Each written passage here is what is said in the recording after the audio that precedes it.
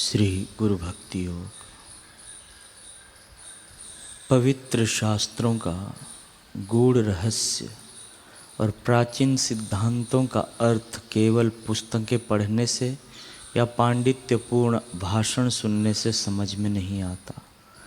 जो भाग्यशाली शिष्य गुरु के साथ आजीवन रहकर उनकी सेवा करते हैं और गुरु के प्रति आदर तथा भक्ति भाव रखते हैं, उनको तत्वमसि अहम ब्रह्मास्मि सर्वम खल्विदम ब्रह्म अयम आत्मा ब्रह्म आदि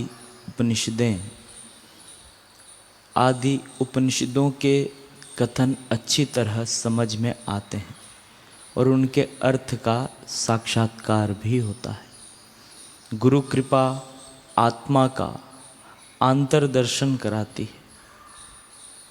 अनेक बार की विनती और कठिन कसौटी के बाद ही सद्गुरु अपने विश्वसनीय शिष्य को उपनिषद की रहस्य विद्या प्रदान करते हैं।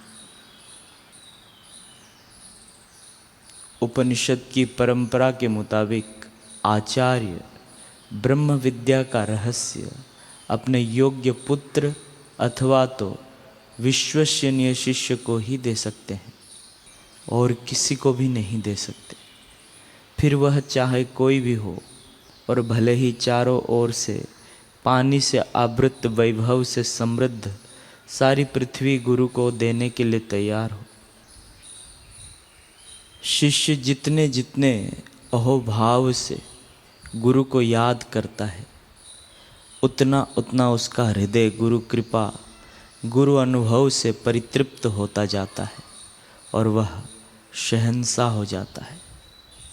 जो दूसरों का शोषण करके खुद आराम से जीना चाहता है, वह परेशानी के चक्कर से छूट नहीं सकता, और जो दूसरों के पोषण में उन्नति में अग्रसर है, वह पोषित व उन्नत हो जाएगा।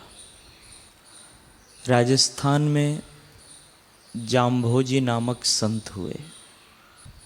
अपने कार्यों और वाणी द्वारा उन्होंने कुछ संस्कारों पर प्रहार किया और सच्चाई, सादगी, कर्मठता तथा श्रमशीलता की प्रेरणा देते हुए लोक मांगल्य और आत्म कल्याण का भाव दृढ़ किया। वे सगुण मुख निर्गुण भक्ति के प्रस्तावक थे। जाम्भोजी का जन्म नागौर जिले के पिपासर गांव में हुआ था। बचपन में वे बोलते नहीं थे, इससे उनके माता पिता बड़े व्यथित थे।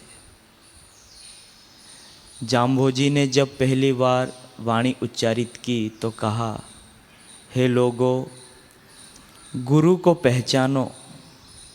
मैं अपने मुख से गुरु के स्वरूप का वर्णन करता हूँ। छहों दर्शन जिनके स्वरूप का प्रतिपादन करते हैं, जिन्होंने स्वेच्छा से संसार रूपी बर्तन की स्थापना की है, उन गुरु परब्रह्म को प्रत्यक्ष आदि प्रमाणों से जानो, जिनको प्राप्त करना अत्यंत कठिन है। वाणी जिनके विषय में निरुत्तर है तथा जिनमें रुद्र समाया हुआ है, जो काल से परे हैं। वे गुरु स्वयं तो संतोषी हैं किंतु अन्य सब का पोषण करते हैं। वे तत्व स्वरूप परमानंद हैं और वाणी से परे हैं। सुपात्र, सत्संगति और गुरु ज्ञान के विषय में जाम्भोजी कहते हैं, मिट्टी के अनेक गीले बर्तन अग्नि के संग से पक्के होते हैं और पकने पर उनमें दूध धुआ जाता है। उनमें यदि दूध हो तो उससे घी, मट्ठा आदि पदार्थ प्राप्त किए जा सकते हैं, परंतु पानी से ये रसीले पदार्थ प्राप्त नहीं किए जा सकते। सत्संगति से मनुष्य सुपात्र बनता है और सुपात्र ही गुरु ज्ञान का अधिकारी होता है। जैसे गीली मिट्टी का बर्तन अग्नि की संगति से दूध रखने के योग्य बनता है, मानव जीवन भगवत कृपा का फल समझना चाहिए।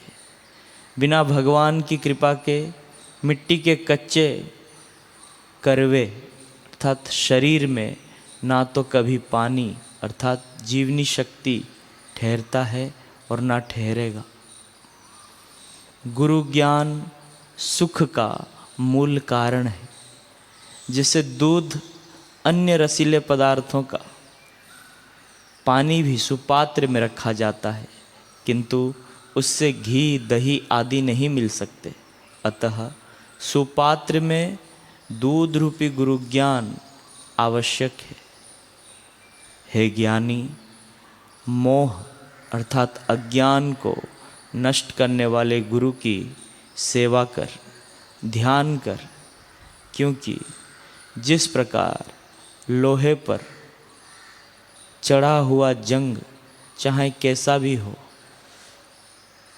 खुरसानी पत्थर के संयोग से नष्ट हो जाता है, उसी प्रकार गुरु का ध्यान अथवा संगति मोह को नष्ट करने वाली है। हे भाई, तेरी देह पानी से भरी हुई मशक के समान है। तेरे मन का कांटा सद्गुरु ही दूर कर सकते हैं। ऐसे सद्गुरु हैं, उनको सहज रूप से पहचानो।